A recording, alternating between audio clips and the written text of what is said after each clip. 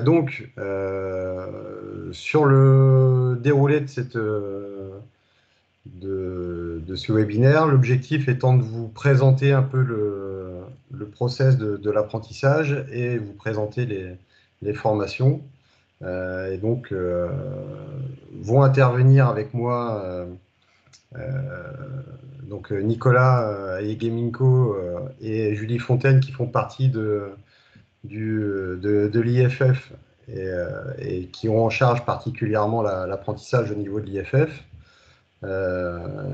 Moi-même, Étienne Denis, donc CTR Formation au niveau de la Ligue. Et puis on aura également, donc il y a Béatrice Richard qui sera là s'il y avait des questions sur la partie administrative. Et puis on aura également Pierre Ascola qui est un stagiaire BEF en apprentissage cette saison, mais qui était BMF en apprentissage la saison dernière. Donc, il vous fera un retour d'expérience par rapport à ces 2 années de formation. Et ça sera dans le déroulé de la présentation. Voilà. Nicolas, alors, par rapport au protocole de la réunion, ce que je vous demande, c'est plutôt de couper les caméras et les micros. Alors, les caméras, c'est pour avoir, on va dire, une meilleure connexion, et le micro, c'est pour éviter les bruits parasites, pour que tout le monde entende bien. Voilà. Donc, je vous souhaite une bonne réunion, et puis on va se retrouver tout à l'heure.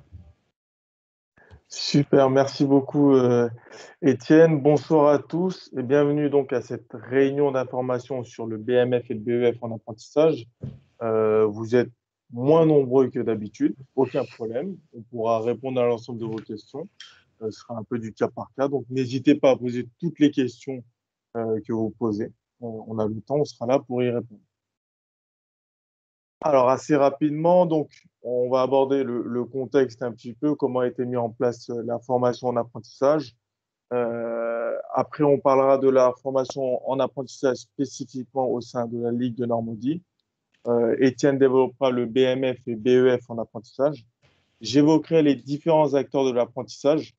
Et donc, dans ce chapitre, on aura le témoignage de Pierre Ascola, qui a un témoignage à prendre en compte parce qu'il a effectué donc, le BMF et le BEF en apprentissage. Et ça peut réellement être un bon retour d'expérience pour ce soir. Donc, n'hésitez pas aussi à lui poser des questions en temps voulu. Puis, ma collègue Julie prendra le relais sur les aides. N'hésitez pas à lui poser toutes les questions que vous voulez là-dessus. Et enfin, on vous indiquera les démarches effectuées pour candidater. Alors, donc, le contexte, assez rapidement. Donc, l'Institut de formation que je représente. Nous sommes organisme de formation de la Fédération française de football depuis maintenant plus de 10 ans. Depuis 2019, nous sommes passés CFA des métiers du football. Et à ce titre, on propose le BMF et le BEF par la voie de l'apprentissage. Ce sont des diplômes de niveau 4 pour le BMF et de niveau 5 pour le BEF. Bien sûr, en tant qu'apprenti, il y a plusieurs avantages. Le premier avantage, c'est d'obtenir un diplôme professionnel reconnu dans le milieu du football. Pour le BMF, c'est le premier diplôme reconnu au sein de la Fédération française de football et qui permet d'avoir une rémunération. Ça, c'est à prendre en compte. Et après le BMF, vous allez avoir une carte professionnelle. Autre point intéressant, c'est que vous bénéficiez de la gratuité des frais de formation. En effet, c'est l'opérateur de compétences qui prend en charge les frais de formation. Donc, sur ça, vous n'avez pas à vous poser des questions sur combien va coûter la formation, mais plus combien va me coûter le fait d'avoir un apprenti au niveau de son salaire et de sa rémunération. Autre point du côté de l'apprenti, c'est qu'il va être rémunéré. Donc, pendant ces 12 mois de formation, il va être salarié de la structure et donc il va avoir une rémunération chaque mois. Concernant l'employeur, il y a plusieurs avantages. Déjà, c'est de bénéficier d'avantages financiers lors du recrutement. On vous expliquera par la suite les différentes aides. D'intégrer un jeune à la vie de votre structure, lui proposer un projet sur plusieurs années, le fidéliser, réellement travailler sur plusieurs années avec lui. C'est peut-être le cas de Pierre qui va peut-être continuer au sein de sa structure. Bon, on en parlera mieux que moi juste après. Et enfin, l'objectif pour un employeur, ça va être de former un futur salarié et de lui apprendre un métier parce que ce n'est pas encore Un salarié avec toutes les compétences dont on parle, il est en apprentissage, il est là pour acquérir des compétences pour être le mieux adapté à votre structure. Je passe la main à Étienne sur les formations en apprentissage. Donc, sur les formations au niveau de la Ligue de Normandie, donc on propose les deux diplômes, c'est-à-dire le BMF de niveau 4. Alors, pour vous donner en équivalence, ça correspond à un niveau bac. Et puis, on propose également le BEF, donc, qui est anciennement niveau DUG, à peu près, donc bac plus 2, sur un niveau 5 depuis cette année, puisque, en fait, avant, le BEF en apprentissage n'existait pas. Donc, sur le contenu du BMF, on est à peu près sur 10 semaines de formation qui vont s'enchaîner à peu près une semaine par mois, j'y reviendrai tout à l'heure. Et donc en termes de site, c'est principalement situé en collaboration avec le Stade Malherbe de Caen, puisqu'on utilise une majorité des semaines leur infrastructure. Et on ira également sur le site d'Oulgat au niveau du CSN. Et depuis l'ouverture du pôle, il y aura aussi quelques semaines au niveau du pôle espoir de Lisieux pour la saison prochaine. Donc voilà. Au lieu d'avoir les 10 semaines au Stade Malherbe de Caen, au niveau de leur infrastructure, on ira aussi sur le Ghat et sur Lisieux, ce qui permettra notamment aux Hauts-Normands d'avoir un peu moins de kilomètres.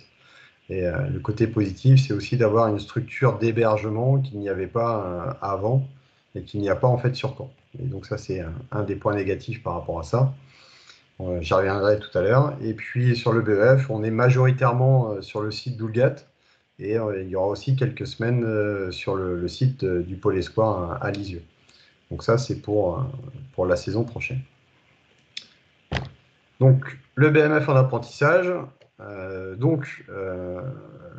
Alors BMF, ça veut dire brevet de moniteur de football. Et donc dans la case moniteur, on entend par une personne qui est en capacité de gérer l'ensemble des publics, de pouvoir entraîner l'ensemble des publics. Et donc, la reconnaissance de ce titre-là, bah, c'est une reconnaissance européenne avec une licence B, UEFA.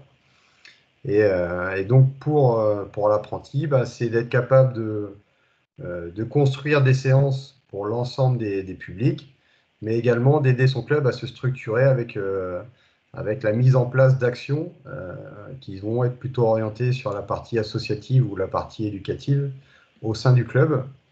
En termes de rythme de formation, on est plutôt sur en gros une semaine par mois, avec en gros 3 semaines dans la structure club et une semaine en formation avec nous. Et donc, ce qu'il faut bien prendre conscience, c'est que, alors, on va dire, sauf cette année où c'est un peu plus compliqué avec le contexte sanitaire, la formation, ce n'est pas que avec nous. La majorité de sa formation se passe avec vous, puisque chaque apprenti a différents niveaux d'accompagnement avec un maître d'apprentissage au sein de la structure, et on rajoute aussi un maître de stage, c'est-à-dire quelqu'un de la ligue, pour vraiment accompagner le jeune le mieux possible pour qu'il puisse aller au bout de sa formation. Donc ça, c'est le contenu du BMF. Voilà. Donc sur les prérequis pour l'entrée en formation, eh ben, il faut être âgé entre 16 et 29 ans. Donc ça n'a rien à voir avec le BMF, c'est les règlements par rapport à l'apprentissage. Il faut être licencié FFF et il faut être titulaire du PSC1. Donc c'est tout ce qui est lié au premier secours, anciennement à la FPS ou équivalence. On a aussi des jeunes qui ont passé des formations de pompiers ou des choses comme ça. Il y a aussi les équivalences par rapport à ça. En termes de date, les dossiers sont à déposer pour le 4 juin. Les tests de sélection seront le mardi 22 juin. Et donc le positionnement de cette formation-là, pour les jeunes qui seraient retenus, sera le 20 août. Et un début de formation le 6 septembre 2021. Donc ça sera à Caen. Donc ça, c'est voilà, pour les dates à retenir sur le BMF. Donc le moniteur, c'est ce que je vous expliquais tout à l'heure. C'est une personne qui est capable de gérer l'ensemble des publics, des U6 jusqu'au senior. Et donc les UC, c'est les unités capitalisables du diplôme, ce qui veut dire que pour pouvoir obtenir le BMF, il faut être en capacité d'avoir obtenu les 3 UC. C'est-à-dire l'UC1, l'UC2, l'UC3 qui sont orientés plutôt sur le terrain, avec la capacité de gérer les différents publics, et l'UC4 qui est un UC de conception de projet, avec la mise en place d'actions, et là plutôt orienté associatif ou éducatif par rapport à un diagnostic de votre club. Donc c'est pour ça que l'intérêt du BMF, c'est d'aider aussi les clubs à se structurer pour justement pérenniser une activité au sein des structures. Donc voilà comment est composée la formation du BMF en apprentissage. On a un socle commun de 197h30 qui est le BMF, on va dire traditionnel, avec l'ensemble des formations entre le positionnement, les UC 1, 2 et 3, l'analyse de pratique, l'UC 4, et après on a les modules santé, sécurité, arbitrage, la certification et donc une réunion bilan de fin de formation. Viennent s'ajouter à ça des options complémentaires fixes, c'est-à-dire qu'on est obligé de les faire, et on les propose, le module U7, le futsal base, l'animatrice fédérale, le gardien de but initiation et le module handicap. Et au niveau de la Ligue de Normandie, on vient rajouter à cela le module beach soccer et le module AFU, qui est le module foot urbain, plus des renforcements. Et les renforcements que l'on propose, ils sont plutôt orientés sur l'utilisation des outils informatiques, puisqu'on pense que ça, c'est indispensable à l'heure actuelle dans la structuration des clubs et dans la fonction de moniteur de football. Donc vous avez à droite l'ensemble des horaires, donc ça représente 400 heures de formation sur l'année, et viennent se rajouter à ça 346 heures de mise en situation professionnelle en club, avec une équipe à charge. Donc une équipe, c'est en gros de la catégorie U11 à senior, avec au minimum 2 séances par semaine, plus un plateau ou un match le week-end. Et donc avec ce volume-là, on va arriver à 346 heures à la fin de l'année. Voilà. Donc là, c'est un cas un petit peu particulier. Donc ça, c'est la Fédération française qui le propose. Je crois que ça va être la première année, Nico, si je ne me trompe pas. Ouais. Le BMF Futsal en apprentissage. Donc là, c'est, on va dire, le même diplôme, mais qui est orienté un peu plus sur l'activité futsal. Et donc, on va retrouver les mêmes modules. La différence, c'est qu'on va avoir, en gros, le module futsal base, plus le module futsal performance, qui permet en fait d'entraîner la D2 et la D1 futsal. Et donc, dans l'organisation de ce BMF futsal-là, il y a des temps qui sont à Clairefontaine et il y a aussi des temps qui sont gérés par la Ligue de Normandie avec une alternance entre les deux, plus un suivi qui est fait au niveau de la Ligue pour ces stagiaires-là. Donc là, c'est, on va dire, la même formation. La seule différence, c'est qu'il y a une orientation futsal qui est donnée sur cette pratique-là. Et le dossier d'inscription n'est pas le même, puisque le dossier est à remplir et à renvoyer à la fédération. Donc voilà, ça c'est un exemple de semaine type. Donc ça, c'est même la première semaine de formation. Et donc on va retrouver le lundi, mardi, ce qui correspond à l'UC4, avec toute la partie projet associatif. Le mercredi, on utilise le mercredi matin pour faire des régulations sur les attentes, sur les projets. Et puis le jeudi et vendredi est plutôt orienté sur l'entraînement, avec toutes les semaines un public différent et donc des contenus de séance à proposer.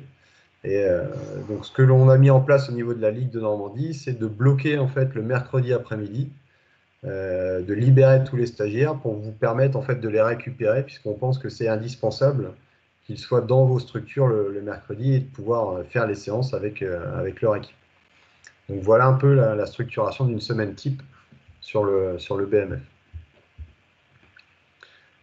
Donc là, ce qu'il faut bien avoir conscience, c'est que certes, il y a les semaines en formation, mais la majorité du temps sur son année, ça sera dans votre structure.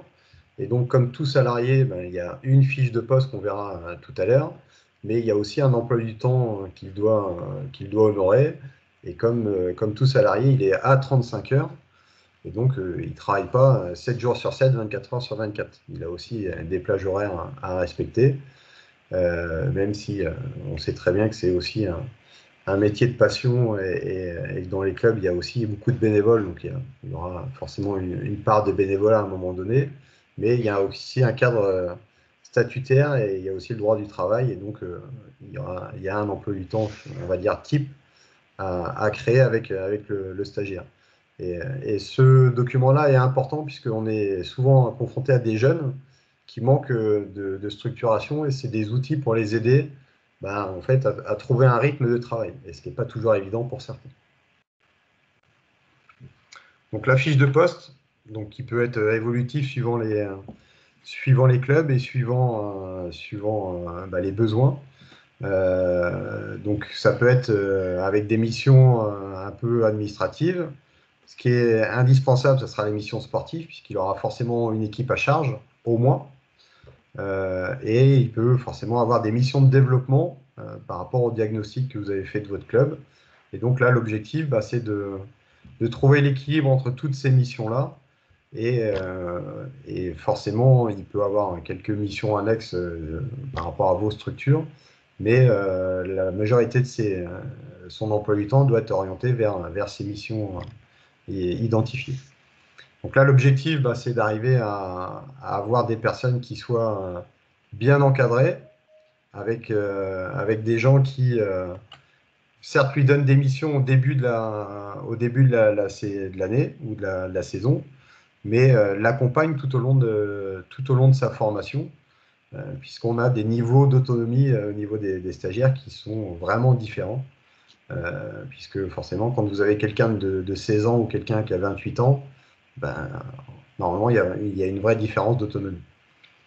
Et donc là, l'objectif, c'est de faire monter en compétence le stagiaire dans tous ces domaines-là, et donc quelque part de vous rendre service au niveau des structures pour dynamiser aussi vos clubs. Donc le BEF en apprentissage, donc le niveau d'au-dessus, niveau 5. Donc là, la différence du brevet de moniteur de football, on est sur le brevet d'entraîneur de football. Donc là, on a une orientation qui est beaucoup plus sportive. Tu peux passer, Nico? Voilà. Et donc là, on est sur un titre de niveau 5. En termes d'équivalence UEFA, c'est pareil. On a une équivalence au niveau de l'UEFA qui est une licence UEFA A. Et donc qui permet de pouvoir aller aussi à l'étranger. On est sur un volume de formation qui est équivalent de 400 heures, avec une même alternance, 3 semaines à peu près en entreprise et 1 semaine en formation. On va dire la petite différence, c'est que les BEF en apprentissage sont avec les BEF traditionnels. Ils sont dans la même session avec des modules complémentaires qui vont venir s'ajouter. Et donc là, les compétences pour le brevet d'entraîneur de football, c'est une personne qui va être en capacité de créer ou de structurer un projet sportif au niveau de son club, que ce soit sur la partie sportive ou sur la partie formation, et d'être capable de mener en fait des séances d'entraînement pour des joueurs de niveau régional, alors jeunes ou seniors, puisque le BEF permet d'entraîner jusqu'à la R1 garçon senior. Donc ça veut dire qu'il faut qu'on arrive à faire monter ces personnes-là en compétences pour pouvoir avoir ce public-là. Et donc après, l'autre mission de ce stagiaire-là, c'est sa capacité en fait, à fédérer autour de lui et à structurer aussi une équipe éducative pour avoir un fil conducteur sur l'ensemble de sa structure. Donc les prérequis, c'est toujours 16-29 ans. Mais il n'y a pas que ça. Donc licencié FFF, ça, toujours pareil, le PS1 obligatoire. Mais après, ce qui vient se rajouter, c'est soit être titulaire du BMF, donc du diplôme de niveau 4, soit être enseignant de l'éducation nationale avec 5 ans d'ancienneté, soit avoir un parcours de joueur de niveau national, voire professionnel, avec un minimum de 100 matchs au niveau senior, soit par le jeu des équivalences, avoir un BE1 avec l'option foot, ou un BPGEPS mention foot. Et le dernier droit d'accès, c'est des personnes qui auraient mis en place une VAE, qui n'auraient pas obtenu la totalité du diplôme et qui souhaiteraient en fait compléter sur des UC qu'ils n'auraient pas obtenu. Donc ça, c'est les prérequis pour pouvoir rentrer au BEF. Donc sur les dates, c'est pratiquement les mêmes, c'est-à-dire dossier de candidature le 4 juin. Le test de sélection, c'est le 21 juin, c'est-à-dire la veille du BMF. Et le positionnement aura lieu le 8 juillet, avec un début de formation le 13 septembre, c'est-à-dire la semaine d'après le BMF. Voilà pour les dates à retenir. Donc sur le fonctionnement du BEF, on a 3 unités capitalisables, avec l'UC1 qui est l'UC de projet, avec la structuration sur le niveau sportif ou la partie formation du club. Sur le public, on est beaucoup plus orienté. Alors déjà, on est orienté que sur du foot à 11 et on est orienté des U15 jusqu'au senior sur du foot à 11. Et orienté surtout sur du niveau régional. Donc sur l'UC2, on est sur la capacité à entraîner en toute sécurité ce public-là. Et sur l'UC3, on est plutôt aussi sur la capacité à coacher, c'est-à-dire à allier en fait le projet de jeu avec son projet d'entraînement, puisque les UC2 et l'UC3 sont liés, même dans la certification.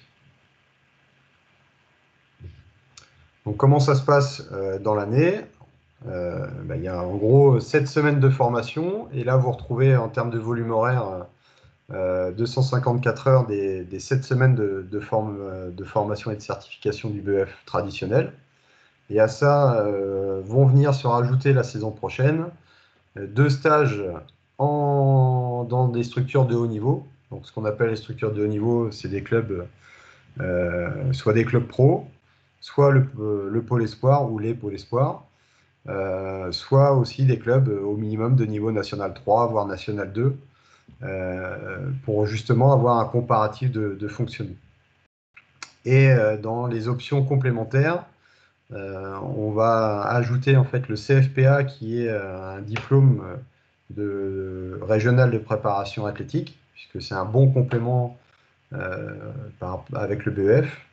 Et cette année vont venir se rajouter l'habilitation tuteur, qui permettra au BEF de pouvoir devenir tuteur d'un futur BMF ou d'un futur BEF dans les années à venir s'il obtient ce diplôme-là.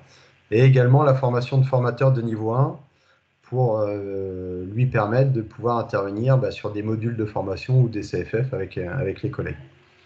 Donc là, on aurait la totalité du volume horaire de formation du BEF, avec en parallèle de ça un stage en situation pédagogique à faire avec un public au minimum des U15 jusqu'au senior, avec 2 séances par semaine, plus un match.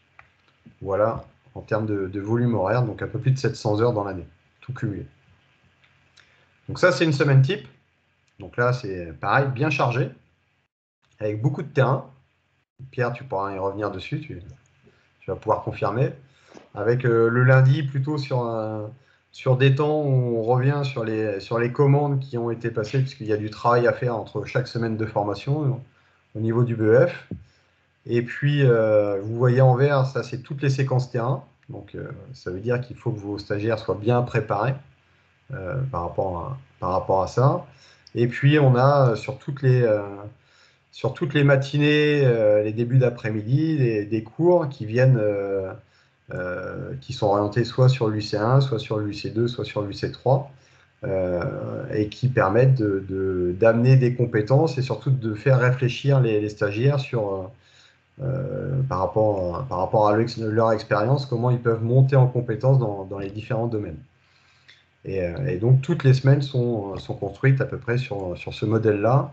Ce que l'on fait, c'est qu'on termine la formation le vendredi, voilà, à peu près vers 15 heures, pour permettre à ceux qui sont un peu plus loin de pouvoir rentrer dans les structures et pouvoir entraîner le vendredi soir, puisqu'on sait que dans vos clubs, il y a souvent une séance le vendredi soir de préparation de match. Donc voilà un peu la structuration d'une semaine de BEF. Donc là, c'est la même chose que pour le BMF en apprentissage. On a un emploi du temps en dehors des semaines de formation où le jeune aura en fait des tâches administratives et techniques à réaliser. Et donc, c'est à construire avec lui pour bien le structurer et lui laisser aussi du temps pour préparer ces semaines de formation, puisque les commandes entre chaque semaine sont quand même assez lourdes. Donc il lui faut du temps pour répondre à tout ça et préparer ses dossiers. Donc les missions administratives, ben, c'est tout ce qui est lié à la communication et à la gestion du club et de la structure. Effectuer le suivi de l'activité foot et surtout toute la partie coordination avec les autres éducateurs du club ou des catégories avec lesquelles il travaille. Et puis après, il y a une grosse partie sur les missions sportives de développement du club, avec, voilà, en plus d'entraîner, de concevoir des cycles, de concevoir en fait des programmes avec les autres éducateurs et d'avoir aussi voilà, une vision un peu plus d'ensemble de sa structure sur les aspects sportifs. Donc après, vous avez les savoir-être qui sont identiques au BMF. Mais on a sur le BEF souvent des personnes qui ont déjà une autonomie et une expérience qui est bien supérieure au BMF, avec des gens qui ont, entre guillemets, un peu plus de bouteilles, et ce qui permet en fait de pouvoir leur laisser un peu plus d'autonomie dans leur travail. Mais malgré tout, il faut quand même contrôler. Très bien, merci beaucoup, Étienne. Alors, ce que je vais vous proposer de faire pour marquer un petit temps de pause, c'est de vous rendre sur le site menti.com et d'activer et de taper ce code. L'objectif, c'est de couper un peu entre les différentes parties et de savoir à peu près quel type de diplôme vous intéresse, pourra intéresser votre club et en lien avec votre club. Donc, je vous laisse vous rendre sur ce site www.menti.com et de taper ce code. Voilà. Après ces deux bons chapitres présentés par Étienne, j'espère qu'il vous a bien orienté vers le diplôme qui vous convenait le mieux. Je vais me rendre sur Menti en même temps.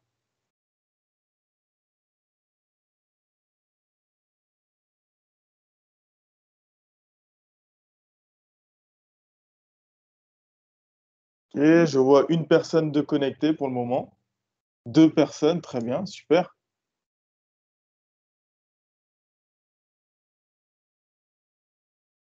Excusez-moi, c'est possible d'avoir à nouveau le code? Oui, le code est juste en haut, 95 25 11 76. Merci. De rien.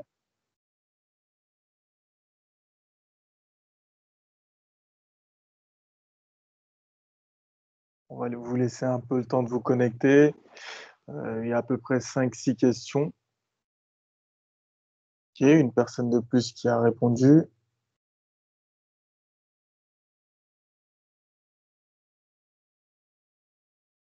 Allez, il en manque deux autres qui doivent se connecter, normalement. Si vous avez du mal à vous connecter, n'hésitez pas à me le dire, hein. Vous pouvez l'activer directement. Quatre personnes. Et il manque la dernière personne qui peut se connecter. N'hésitez pas, si vous avez des problèmes pour vous connecter, à me le dire. Allez, je vous laisse une minute pour répondre à la dernière question. À la question, pardon. Ok, on voit que c'est... Voilà, il y a deux clubs entre 301 et 500 licenciés. C'est pas mal. et entre 101 et 300 licenciés. C'est des clubs assez importants quand même, je pense. Alors, bon, 1 minute est passée. Je vais passer à la question suivante. Hop. Alors, avez-vous déjà recruté un apprenti les saisons précédentes? Donc là, normalement, vous avez cette question qui s'affiche. Non. Ok. Ok, donc là, on est sur du 50-50. Ok, donc vous connaissez un petit peu déjà le dispositif. Bon, donc on va quand même vous rappeler le dispositif, c'est intéressant.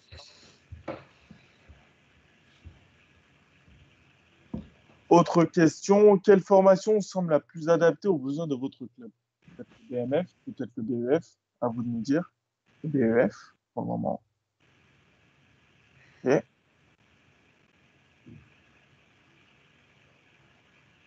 Ok. Bon, c'est généralement ce qu'on voit un peu à travers la France. C'est plus le BMF qui est adapté pour le moment. Si on voit de plus en plus le BEF se développer. Ok. Pensez-vous recruter maintenant un apprenti dès la saison prochaine? Après cette super présentation d'Étienne, peut-être que ça vous a donné envie. Oui. Bon, bah, Étienne, je pense que tu as été Ah, parfait. j'étais. Ah, non. J'étais pas loin.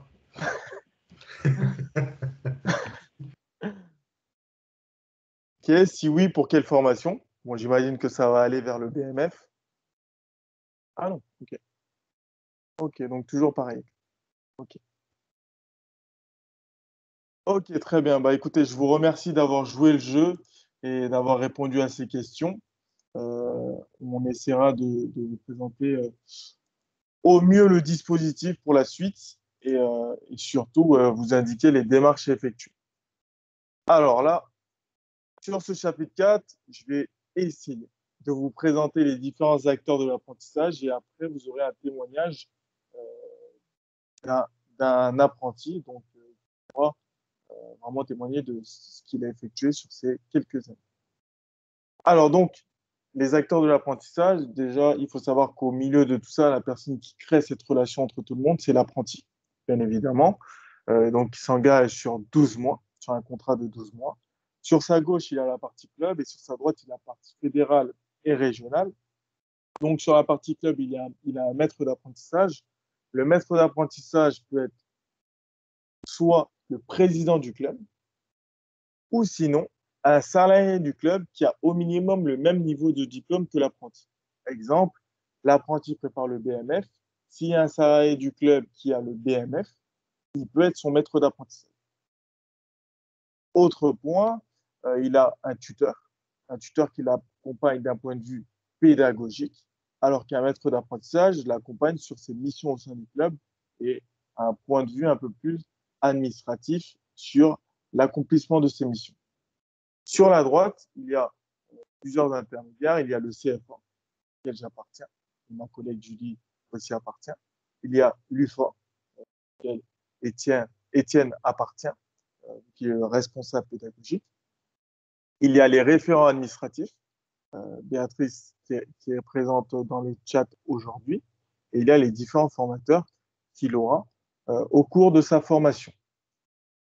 Maintenant, sur les missions de chacun, il faut savoir que le CFA des métiers du football vous accompagne d'un point de vue RH sur la mise en place du contrat. Et pour répondre à l'ensemble de vos questions, que ce soit l'apprenti ou l'employeur, on édite vos contrats d'apprentissage. Donc, juste après avoir validé les tests de sélection, ce que je vous souhaite, vous serez convié à une réunion de formation par le CFA pour vous indiquer les démarches administratives effectuées et notamment le processus pour mettre en place ce contrat d'apprentissage. Puis le CFA se charge aussi de suivre les conventions entre vous et nous, notamment sur l'aspect mise en situation professionnelle.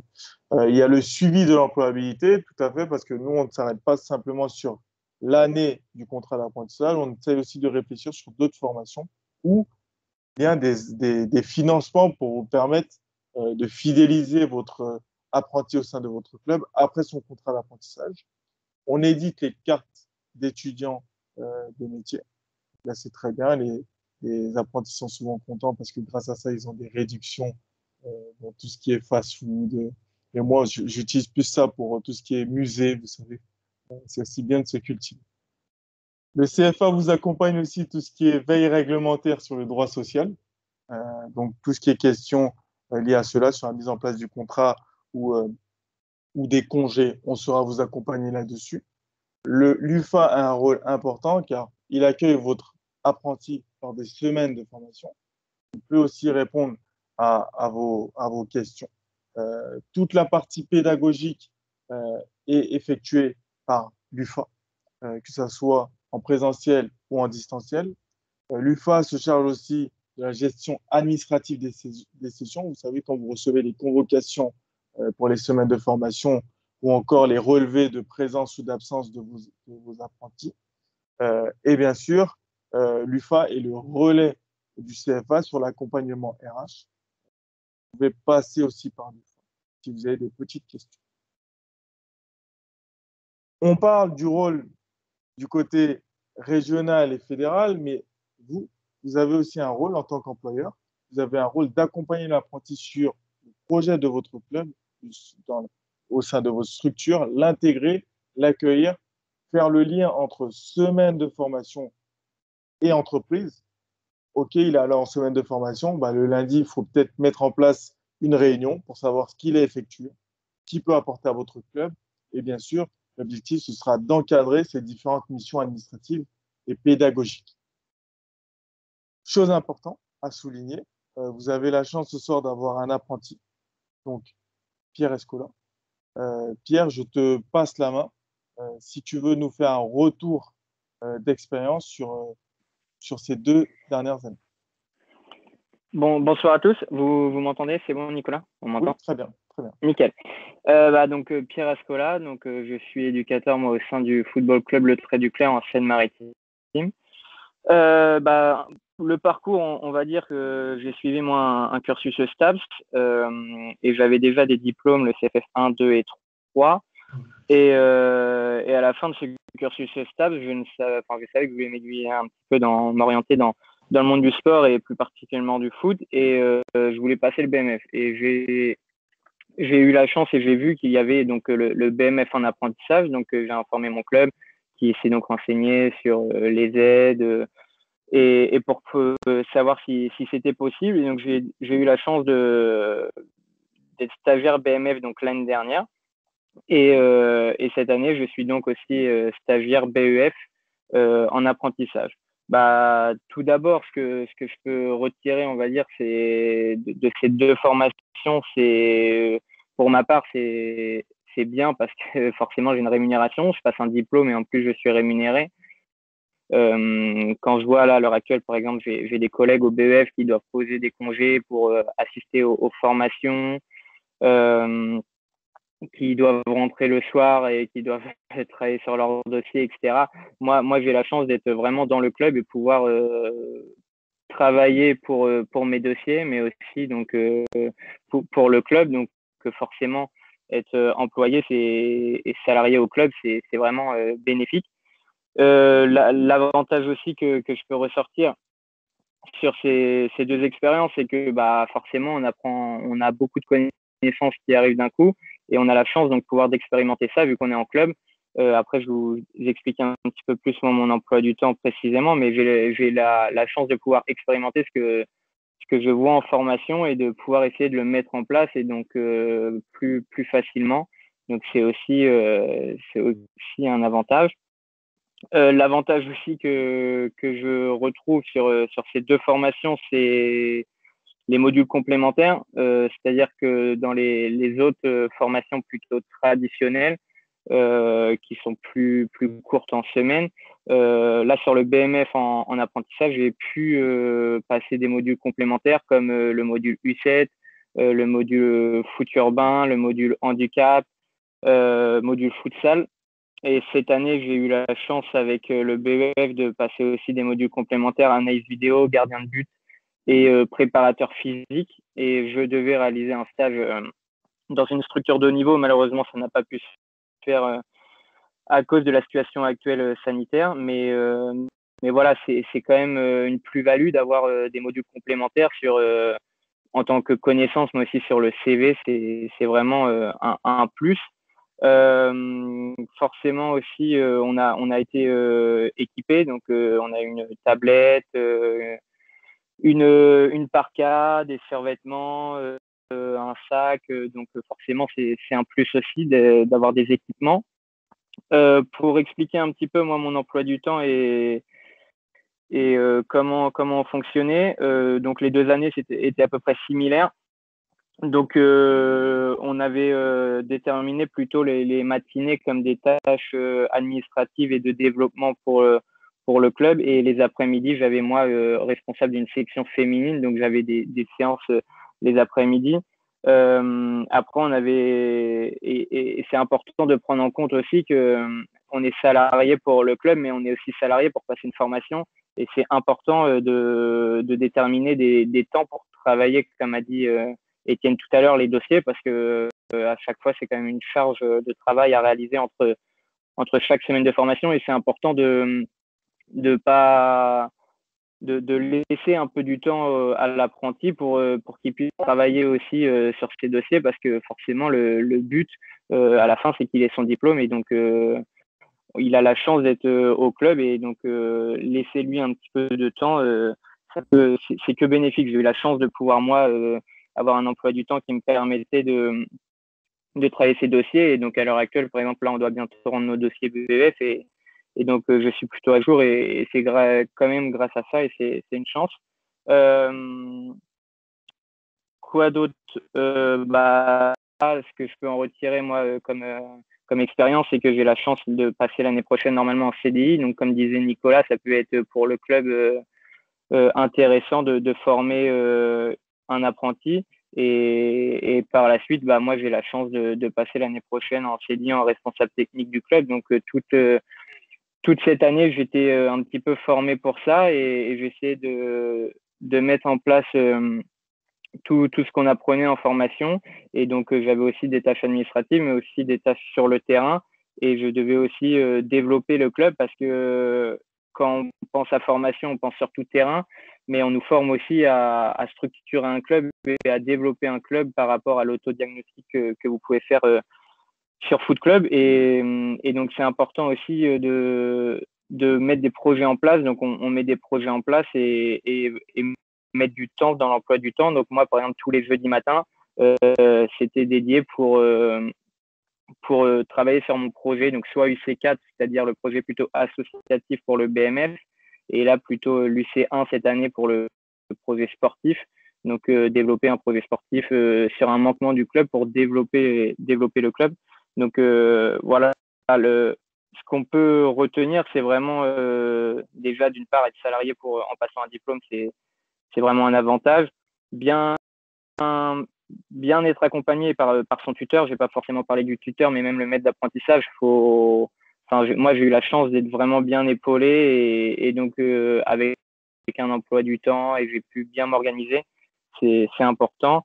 Et après, forcément, toutes les connaissances qu'on peut voir en formation qui sont vraiment bénéfiques pour nous. Donc, voilà un petit peu moi pour mon expérience. Après, si vous avez des questions, n'hésitez pas. Je crois que c'est dans le chat, si j'ai bien compris. Donc, je suis à votre disposition, et j'espère avoir répondu à certaines de vos questions. Merci beaucoup, Pierre. Ce qu'on fait, c'est qu'on finit ce chapitre. Et à la fin de ce chapitre, je vous laisserai un temps pour poser les questions à Pierre. Pas de souci. Alors, pour tout ce qui est contrat d'apprentissage, comme je vous le disais juste avant la super intervention de Pierre, ça crée forcément une relation de travail entre l'employeur et l'apprenti. Ce contrat est fourni par le CFA. C'est un contrat donc, de type CERFA de 12 mois. Donc, il y a plusieurs rubriques dessus. Donc, on vous le fournit juste avant de rentrer en formation, bien évidemment. Et après, vous aurez à le déposer sur une plateforme, la plateforme de l'opérateur de compétences, l'AFDAS, ainsi que la convention de formation qu'on vous fournira, et aussi le calendrier de la formation. Il existe des particularités, c'est-à-dire la mise à disposition, lorsque l'employeur n'est pas forcément un club et que l'apprenti doit effectuer des missions liées à sa MSP, à sa mise en situation pédagogique, il y a la possibilité de le mettre à disposition auprès d'une autre structure. Bien sûr, il faut que ce soit décidé conjointement avec les différentes parties, donc le CFA, l'UFA et bien sûr l'employeur. Et aussi, il faut que ça soit en lien avec la formation et que ça représente réellement un intérêt pour l'apprenti, pour l'employeur et pour la suite de la carrière de l'apprenti, c'est-à-dire peut-être une possibilité d'employabilité grâce à cette expérience dans une autre structure. Mais là, on est vraiment sur des cas très, très particuliers. Enfin, sur les modalités administratives, j'imagine bien que vous voyez ce tableau, vous avez peut-être peur, pas d'inquiétude. Il y aura des démarches administratives effectuées. La première, rédiger le contrat. Bon, ça, on le fait, on le dit pour vous. Et après, il y a tout ce qui est DPAE, mutuelle, adhérer à une caisse de retraite, prévoir une visite médicale, établir un bulletin de salaire ou encore faire une déclaration sociale nominative aux organismes de protection sociale. Bon, tous ces éléments, pas d'inquiétude, on pourra clairement vous indiquer ce qu'il faut faire lors de la réunion de formation juste après les tests de sélection. Mais l'objectif dès maintenant, c'est de prendre conscience qu'il y a des modalités administratives à effectuer, qui peuvent être longues. Et étant donné que vous êtes primo-employeur, peut-être que vous ne saurez pas encore quoi faire. Mais en tout cas, on saura vous accompagner là-dessus. Pas d'inquiétude. Alors, avant de passer à la cinquième partie, sur les aides et laisser la parole à ma collègue Julie Fontaine, est-ce qu'il y a des questions peut-être à poser à Pierre? N'hésitez pas, vous pouvez prendre la parole, aucun problème.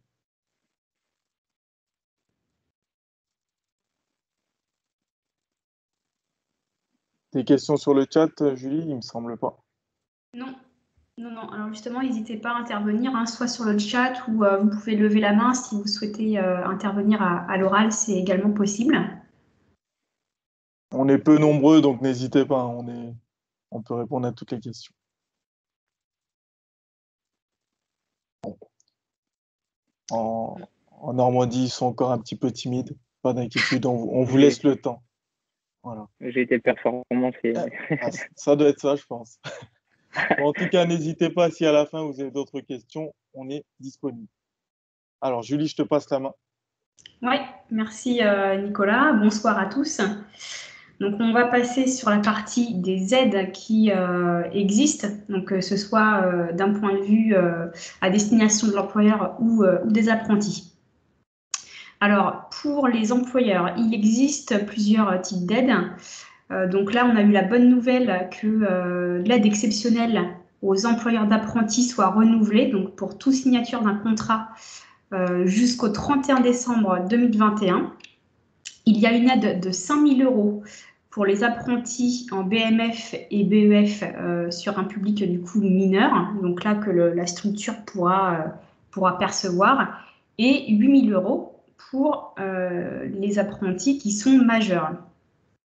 Donc l'aide, elle s'adresse aux employeurs de moins de 250 salariés et c'est une aide qui est mensuelle, alors sous réserve d'un dépôt de contrat sur la plateforme de l'AFDAS, puisque c'est l'AFDAS, c'est l'organisme qui va notamment enregistrer et déposer le dossier auprès de la direction du travail pour faire valider la conformité et donc le fait que vous allez pouvoir percevoir cette aide.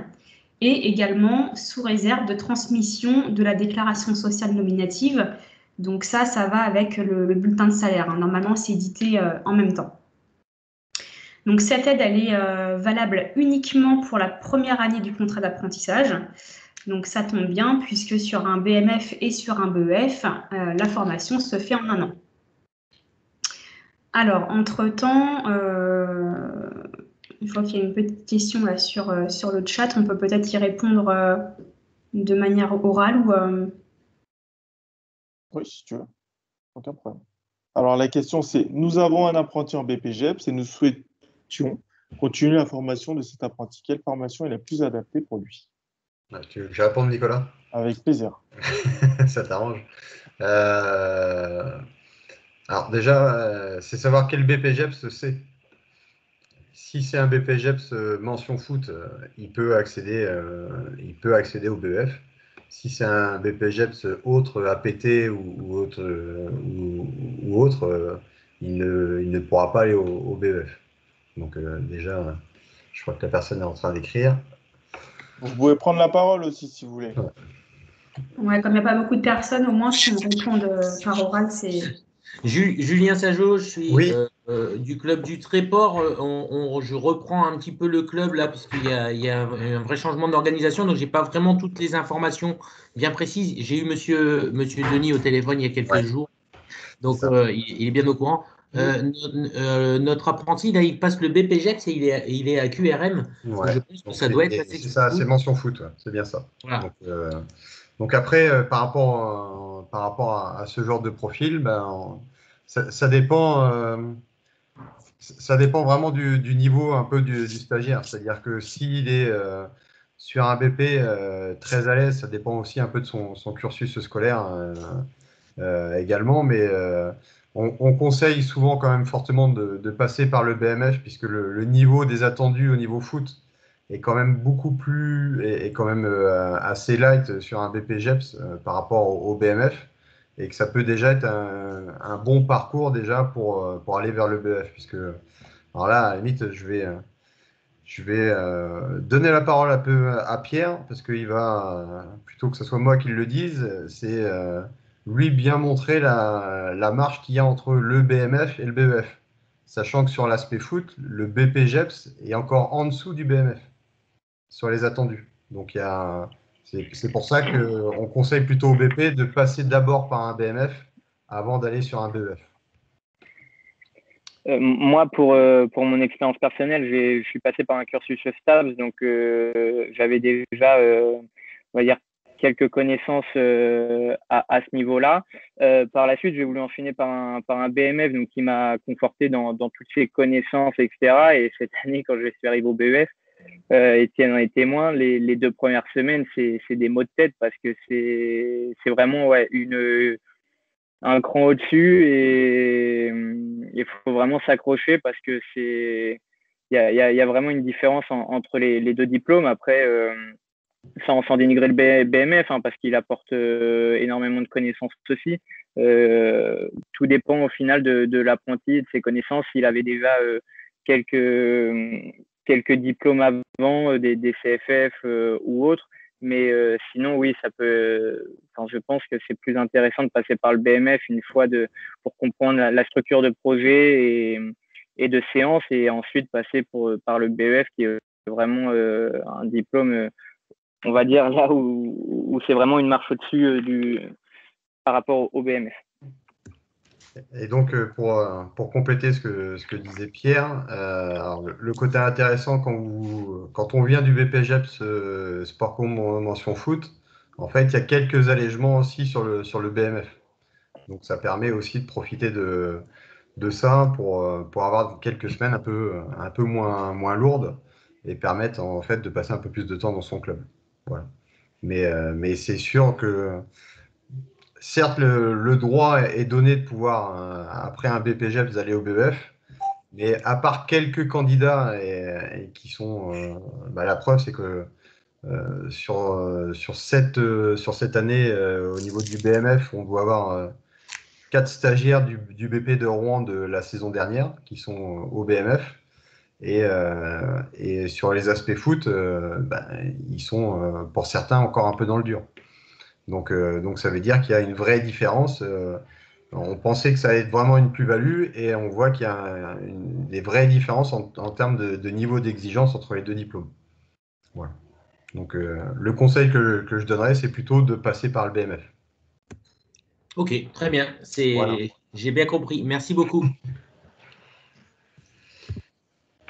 Donc, alors, pour revenir aux aides financières donc à destination de l'employeur, il y a également l'aide à la fonction de maître d'apprentissage, c'est-à-dire que sur le contrat de travail de l'apprenti, donc le CERFA, vous allez désigner un maître d'apprentissage. D'ailleurs, pour venir sur cette désignation, pour info, le maître d'apprentissage devra être soit un salarié de la structure employeur, ou à défaut, s'il n'y a pas de salarié, c'est le président qui est automatiquement désigné, même si le président est bénévole. Donc, ça correspond à un forfait de 115 € par mois pendant 12 mois. Et c'est une aide qui s'adresse aux employeurs qui ont donc moins de 50 salariés, sachant qu'il faut également avoir suivi une formation, alors soit d'aide, soit d'habilitation tutorale, ou soit une formation de maître d'apprentissage, donc qui est d'une durée minimale de 7 heures et de maximale 21 heures. Donc là, nous, on viendra vers vous pour vous proposer les modalités de celle-ci. Là, on est sur des aides financières à destination donc, de l'employeur et des apprentis.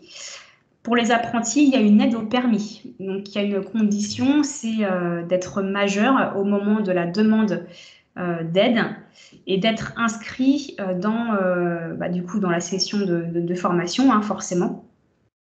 Donc ça, c'est pareil, on fera une communication en tant que CFA en temps voulu pour vous envoyer les éléments afin que les apprentis puissent faire leur demande d'aide. Et vous avez, pour les employeurs, il y a l'aide pour le financement des frais annexes à la formation. Donc, ça correspond à la restauration et à l'hébergement qui peuvent être pris en charge par l'opérateur de compétences. Donc, là, majoritairement, hein, sur la Convention collective nationale du sport, c'est l'AFDAS. Donc, c'est un forfait d'à peu près 600 €, enfin, pas d'à peu près, carrément même de 600 €. Donc là, il faudra voir directement avec l'IR2F, hein, parce qu'en Normandie, je ne sais pas, peut-être que Béatrice ou Étienne, vous pourrez répondre sur comment ça se passe en termes de facturation. Est-ce que vous déduisez directement cette aide quand vous facturez les clubs ou les apprentis, ou est-ce que c'est sur remboursement, sur présentation de facture auprès de l'OPCO? Donc nous, c'est sur présentation de facture. C'est-à-dire que nous, on fournit les factures. Après, la difficulté chez nous, c'est qu'il n'y a pas de centre technique. Donc on est à chaque fois sur des structures annexes à la Ligue. Donc c'est avec ces structures-là qui facturent aux stagiaires. Voilà. D'accord, ok. Merci pour la précision. Donc, pour info, c'est en termes de frais que l'opérateur de compétences prend, c'est 3 € par repas, dans la limite de 50 repas, et 6 € par nuitée s'il y a besoin d'un hébergement. Vous avez le FAFA formation, donc le fonds d'aide au football amateur, selon les règles en vigueur. Donc là, c'est-à-dire que je ne vais pas pouvoir indiquer ce soir une somme, puisqu'elle n'est pas commune à tous les clubs. Donc là, à l'entrée en formation de l'apprenti, l'IR2F remettra un dossier qu'il faudra compléter avec une date butoir pour renvoyer ça du coup au service de la fédération afin que ça passe en commission.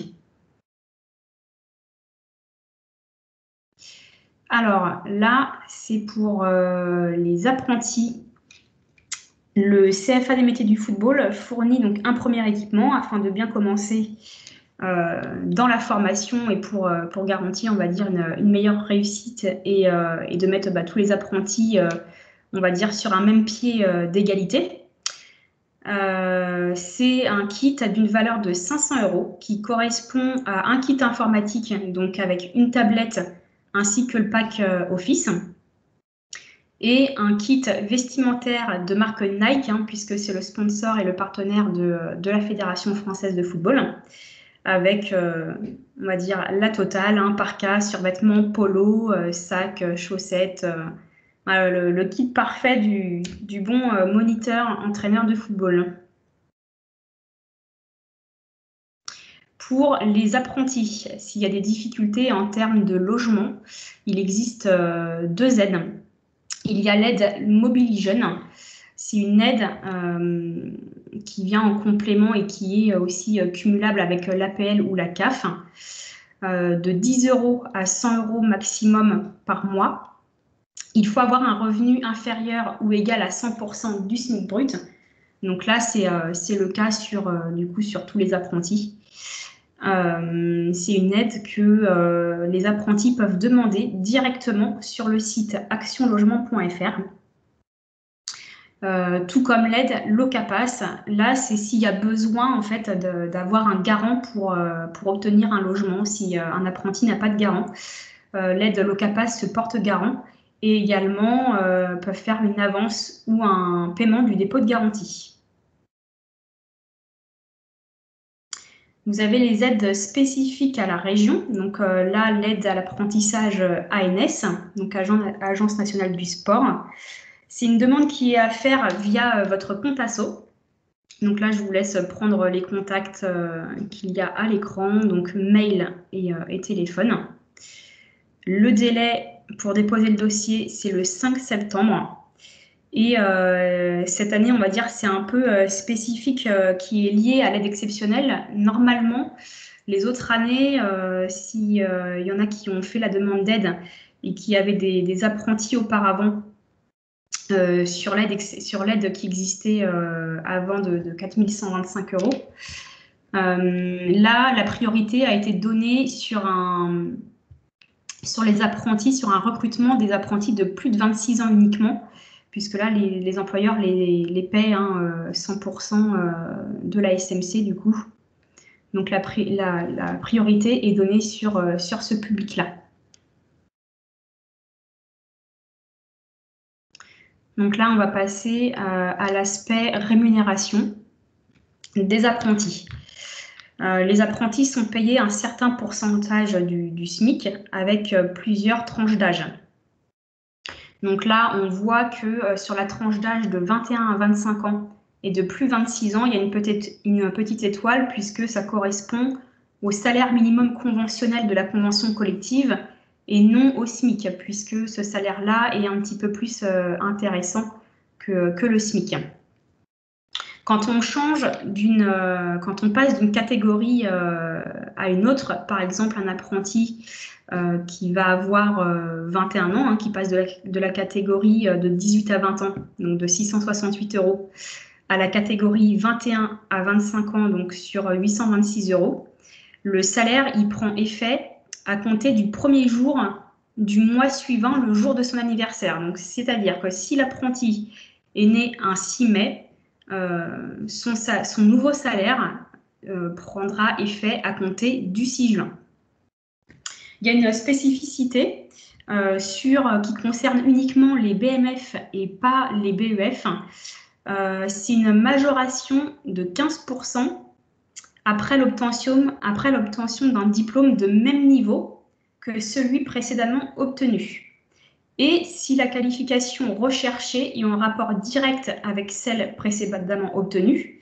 Donc ça veut dire qu'un apprenti qui va faire son BMF, s'il a obtenu un BPGEPS, le BMF et le BPGEPS, ce sont 2 diplômes de même niveau. Donc là, on remplit, on va dire, les critères pour obtenir la majoration de 15% sur le salaire. N'hésitez toujours pas si vous avez des questions à lever la main ou intervenir dans le chat. Alors, la rémunération du point de vue de l'apprenti, comment est-ce que ça s'articule? Vous avez donc toujours les tranches d'âge. Et ensuite, comment le salaire s'articule avec l'estimation des cotisations sociales. Donc, qu'est-ce que ça donne sur un salaire net par mois ou un salaire net par an en fonction des catégories d'âge. Donc, on peut voir que ça se joue, le brut et le net, ça se joue, on va dire, à quelques euros près. Ça ne change pas, on va dire, grand-chose pour l'apprenti. Avec des avantages complémentaires, donc ce qu'on a vu tout à l'heure, l'aide au permis de conduire, le kit informatique et vestimentaire, et on vous remettra aussi une carte d'étudiant des métiers pour aller du coup visiter des musées comme Nicolas le disait tout à l'heure.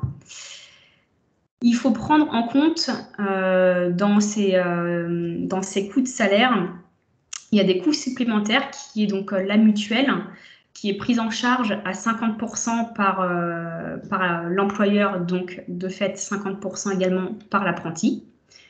L'hébergement et la restauration, et aussi l'abonnement au transport en commun si vous en avez besoin.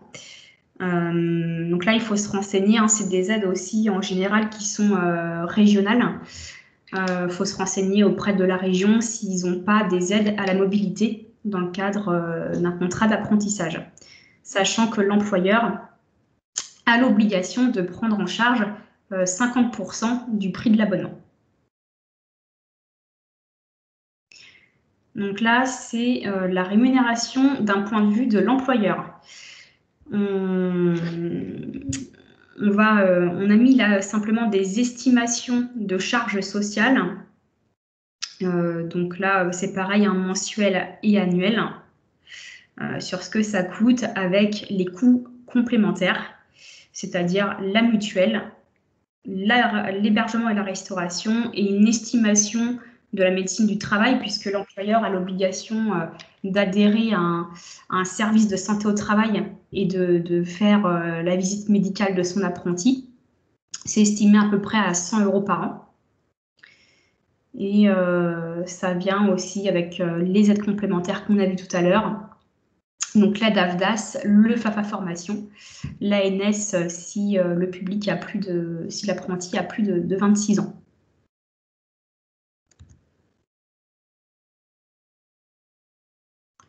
Alors, je ne sais pas s'il y a des questions sur le salaire, des précisions peut-être à apporter. Julie, ce que tu peux rajouter, c'est que justement sur les plus de 26 ans, c'est là où l'aide de 6 000 € vient encore diminuer le coût global. Oui, tout à fait, c'est ça, c'est ce que je disais, hein, c'est l'aide du coup de l'ANS. Ouais, de l'ANS qui des 11 000 €, forcément, ça diminue pratiquement à 5 220 € pour le club. Donc ça Tout à fait, parce que l'aide ANS est plafonnée jusqu'à 6 000 €.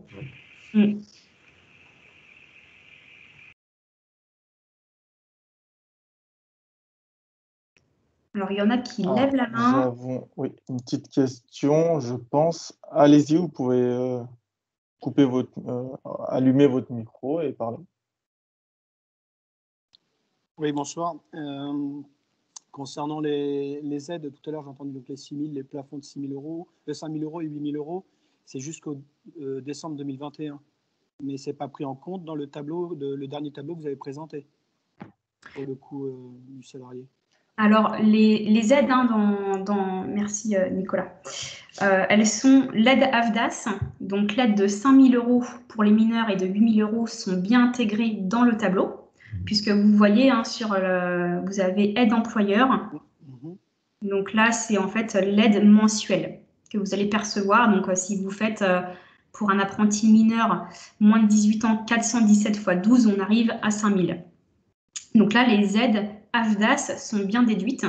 Par contre, effectivement, sur le public de plus de 26 ans, donc l'aide ANS, qui est plafonnée à hauteur de 6 000 €, n'est pas inclus dans cette diapo. Donc, très bonne question. D'accord. Et en fait, le plafonnement, c'est bon jusqu'au décembre 2021, on ne sait pas si en 2022, les aides vont être reconduites. Alors là, sur l'aide ANS, comme précisé donc, dans la diapo précédente, c'est une aide qui a déposé jusqu'au 5 septembre 2021, puisque ce sont bien deux aides distinctes. Et sur l'aide exceptionnelle, effectivement, c'est pour toute signature d'un contrat d'apprentissage jusqu'au 31 décembre 2021. C'est OK, ça veut dire que si vous signez là sur une rentrée en août ou septembre, vous allez bien pouvoir percevoir les 12 mois qui sont reliés à l'aide. D'accord. Et on ne sait pas si c'est reconduit pour les saisons suivantes? Non. Pour l'instant, en fait, là, il y a eu un décret qui est passé. Elle a déjà été reconduite puisqu'elle devait s'arrêter là au mois de février. Il y a un nouveau décret qui est paru fin mars qui a décidé de prolonger cette aide exceptionnelle jusqu'au 31 décembre. D'accord. Bon, écoutez, c'est clair. Merci à vous. De rien. Il y avait d'autres personnes, je crois, qui souhaitaient... Ah non, Pierre, tu avais levé la main, mais apparemment, c'est... Il me semble que c'est tout bon. Je pense que c'est bon. Oui. Hop. Donc là, je vais passer la main à mes collègues en Normandie. Ouais, Julie, donc là, je vous ai indiqué des tarifs vraiment indicatifs. Donc on a essayé d'avoir un tarif commun sur l'ensemble des semaines de formation, comme ça c'est plus simple pour tout le monde. Donc à tarif à peu près indicatif, sur une semaine avec l'hébergement et la restauration, on est autour de 200 €. Alors forcément ça peut évoluer, mais ça dépend notamment le CSN ou le GAT, c'est pas du tout géré par la Ligue. On ne sait pas si les tarifs vont évoluer. Mais on est autour de 200 € en pension complète. Et en termes de demi-pension, on est autour de 80 € sur chaque semaine.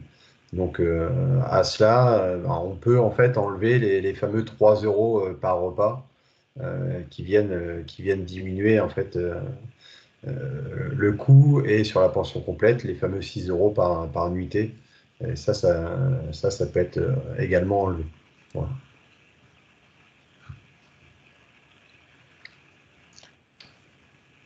Ok, pour terminer sur la dernière partie, donc sur les démarches administratives, donc assez rapidement, si vous êtes intéressé par l'apprentissage, dans un premier temps, n'hésitez pas à vous rendre sur le site de la Ligue de Normandie pour télécharger le dossier de candidature. Une fois ce dossier de candidature téléchargé, renvoyez-le avant le 4 juin. Et après, il y aura les tests de sélection si vous êtes convoqué pour ces tests de sélection. S'ensuit, avant la signature des contrats d'apprentissage, une réunion employeur pour vous indiquer les démarches administratives effectuées pour mettre en place le contrat d'apprentissage. Et après, la deuxième étape, ce sera de les déposer sur la plateforme de l'opérateur de compétences, donc l'AFDAS. Pour tout ce qui est question sur la fonction employeur ou questions liées au contrat, n'hésitez pas à appeler le CFA des métiers du football directement.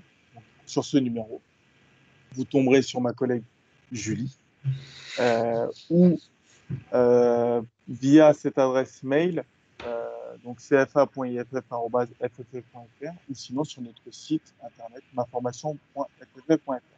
Sinon, si vous avez des questions d'un point de vue pédagogique, n'hésitez pas à appeler Étienne Denis, qui est disponible, comme il me le dit souvent, 24 heures sur 24 et 7 jours sur 7, sur ce numéro de téléphone ou sur cette adresse mail. Ou sinon, Béatrice Richard. Voilà. Avant peut-être de conclure, peut-être que vous avez des questions. N'hésitez pas à les poser. Ce sera une joie d'y répondre. Alors, Julien Sajot, encore de l'Ice Report, encore moi. J'ai eu une question pratico-pratique. Notre apprenti est en contrat avec nous jusqu'au mois d'octobre cette année. Est-ce que cela pose un problème pour la suite et pour le BMF de cette année? On a déjà eu le cas cette année avec des stagiaires. Donc en fait, ils ont en gros, je crois qu'ils ont dû faire une rupture de contrat, je crois, de la formation dans laquelle ils étaient, pour pouvoir basculer sur un nouveau contrat. En fait, ouais, c'est ça, effectivement, Étienne, si l'apprenti obtient son diplôme et il y a besoin de faire une rupture de contrat, il n'y a pas de préavis ou quoi que ce soit. C'est-à-dire que le contrat peut être rompu dès l'obtention du diplôme sans condition pour basculer sur une autre formation. C'est une spécificité liée au contrat d'apprentissage pour justement éviter ce genre de cas-là. Autre point, si les certifications sont effectuées sur le mois de septembre ou sur le mois d'octobre, ça nous est arrivé que certains apprentis, dans ces cas-là, demandaient à effectuer les certifications un peu plus tôt pour pouvoir rompre le contrat. Donc là aussi, ceci à vous de vous mettre en lien directement avec la formation. Après, comme on n'aimerait pas qu'on nous fasse, on ne va pas vous dire non plus de rompre votre contrat avant la fin de formation, parce que l'objectif aussi, c'est qu'il acquiert un nouveau contrat, enfin, un diplôme intéressant. Voilà. Donc, vous savez à peu près ce qu'il faut faire, et nous, on ne vous dira jamais de rompre le contrat s'il n'a pas fini sa formation. Très bien, merci. Peut-être qu'il y a d'autres questions.